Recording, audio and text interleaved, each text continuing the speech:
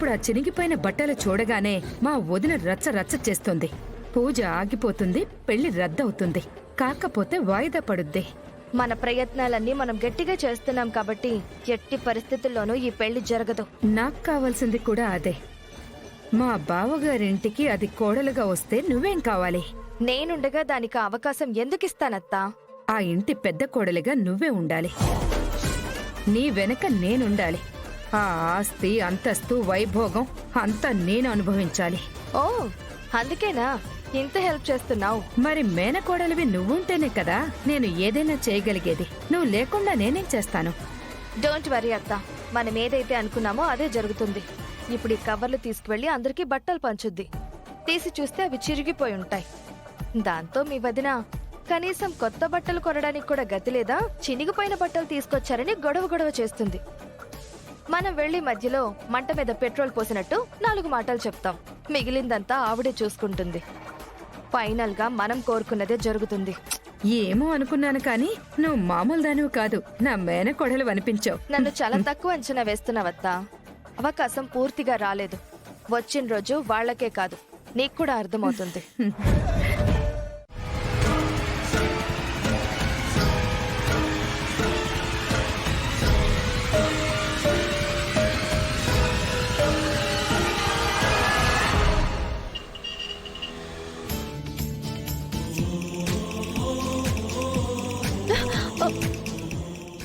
రే కోట్రు, break లేకుండా తోలేవా?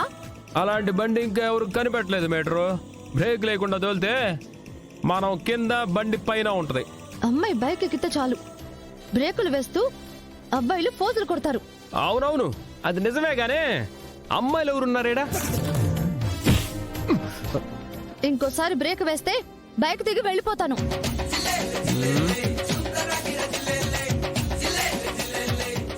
ఏంటి కావాలని చేస్తున్నావు కదా? బ్రేక్ ఏమో ఎయ్యగు అంటావు, స్పీడ్గా వెళ్ళమంటావు. ఏంది మే నీకేమన్నా మెంటలా? సరే త్వరగా పోనివ్వు. బట్టలు త్వరగా తీసుకెళ్ళకపోతే పెద్ద గొడవ అవుతుంది. బ్రేకులు వేయకుండా స్పీడ్గా పోని.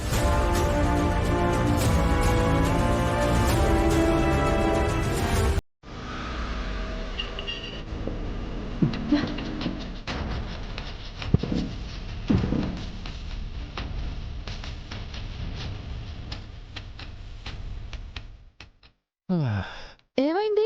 పెట్రోల్ అయిపోయి ఉండదు. కోటర్ కొనుక్కుని నువ్వు తాగకపోతే బండికి పెట్రోల్ కొట్టించాలిగా. బట్టలు తీసుకెళ్ళకపోతే గొడవ అయిపోతుంది. అవును, మనం ఎందుకు వెళ్తున్నాం? చూడుమా, కంగారు పడకు. ఊళ్ళో సీసీ కెమెరాలు ఉన్నాయి. అవి చూస్తే ఆ బట్టలు ఎవరు తీసారో అర్థం అవుతుంది. పద చూద్దాం.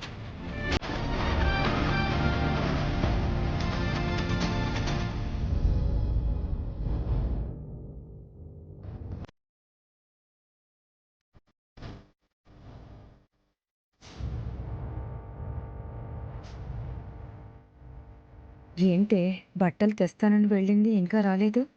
ఆ చినిగిపోయిన బట్టలు తీసుకొచ్చి తిట్లు తినాలి కదా. నాకు అదే అర్థం కావడం లేదత్తా. అది చినిగిపోయిన బట్టలు చూసి కొత్త బట్టలు తీసుకురావడానికి వెళ్ళుంటుందా? అది ఆ బట్టలు తెస్తేనే కదా మనం అనుకున్నట్టు జరిగేది. కొత్త బట్టలు తెస్తే ఎలా? ఏందిమా, బట్టలు తెస్తానని పోయారు, ఇంకా రాలేదేమి? కొన్నారా, కొనేదానికి పోయినారా? లేదండి, కొని తీసుకొచ్చాము. మరి ఇంకెంతసేపు ఎదురు చూడాలా? బట్టలు కొనుంటే తేవడానికి ఇంత ఆలస్యం ఎందుకు అవుద్ది? మీతోటి కాదులే కానీ అన్నా, పోతాం పద. అయ్యో లేదండి, బట్టలు కొని తీసుకొచ్చాం. కాసేపు ఆగండి, మా అమ్మాయి తీసుకొచ్చేస్తుంది. ఇంకా ఎంతసేపు అని ఎదురు చూడాలి? షాప్కు వెళ్లి కొన్నా కూడా ఈ పాటికి తెచ్చేసేయొచ్చు. నిజానికి బట్టలు తెచ్చుంటే ఇంత ఆలస్యం ఎందుకు అవుతుంది? పిన్ని, ఎందుకు తొందరపడతారు? తీసుకురావడానికి వెళ్ళింది కదా. ఇట్లదా అన్నింటికి వెనకేసుకొస్తారు. వాళ్ళు ఇష్టం వచ్చినట్టు వాళ్ళు చేస్తుండారు. ఇదిగో చూడండి, ఇంకాసేపు చూస్తాము. బట్టలు తెచ్చినారా? సరే సరి, లేదంటే మేం వెళ్ళిపోతాం. అన్నపూర్ణ, నోరు తెరిస్తే పెళ్లి వద్దు వద్దు అని అంటున్నావు. వాళ్ళు తీసుకొచ్చామని చెప్తున్నారు కదా, కాసేపు ఎదురు చూస్తే నష్టమే ఉంది. అయినా ఇప్పుడు ఇంటికెళ్ళి ఏం చేయాలి? గుళ్ళో ప్రశాంతంగా కాసేపు కూర్చుంటే నష్టం ఏమైనా ఉంటుందా?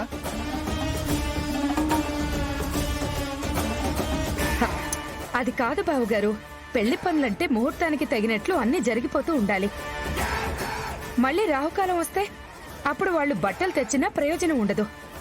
పూజ చేసేదే జీవితం చక్కబడ్డానికైతే వర్జ్యము అది ఇది చూసుకోవాలి కదా. ఈ చిన్న పూజనే సక్రమంగా చేయలేని వాళ్ళు రేపు పెళ్ళేం చేస్తారు చెప్పండి? హుం, అనవసరంగా మనల్ని ఇబ్బంది పెట్టడం తప్ప. ఇందులో నాకే ఇబ్బంది లేదమ్మా. మీరెందుకు కంగారు పడుతున్నారో నాకు అర్థం కావడం లేదు. ఒక కార్యక్రమం జరిగేటప్పుడు కాస్త ముందు వెనక జరుగుతుంది. ఈ పెళ్లితో మనందరం ఒకటి కాబోతున్నాం.